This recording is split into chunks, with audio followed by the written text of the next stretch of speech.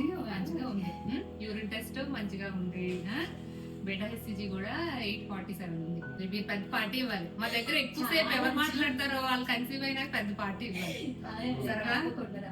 Mostly ఈసారి uterus లోనే ఉంటది అని ఎక్స్పెక్ట్ చేద్దాం. సరేనా? యంగ్ ఏజ్ కానీ మ్యారేజ్ వెంటనే ప్రెగ్నెన్సీ వచ్చేసింది. కాకపోతే అప్పుడు ట్యూబ్ లో రావడం వల్ల ఒక సైడ్ ట్యూబ్ అనేది రిమూవ్ చేశారు. ఆ తర్వాత 24 లో ఎక్టోపిక్ అయింది. సింగిల్ ట్యూబ్ ఉంది. విత్ పాజిటివ్ హోప్ ఇద్దరు డైట్ ఎక్సర్సైజ్ చేసేవారు. కానీ ఒక 6 months అయినా ఇంకా అవ్వలేదు అని మనం లాస్ట్ మంత్ హిస్ట్రోస్కోపీ చేసాం కదమ్మా. మోస్ట్లీ హిస్ట్రోస్కోపీ వల్ల కొంచెం నార్మల్ సలైన్ వాష్ అంతా చేస్తాం కాబట్టి యూట్రస్ క్లీనింగ్ అంతా అయ్యింది. ఇన్ఫెక్షన్స్ కూడా మనం ట్రీట్ చేసాము. అంతా న్యాచురల్ గానే అందింది.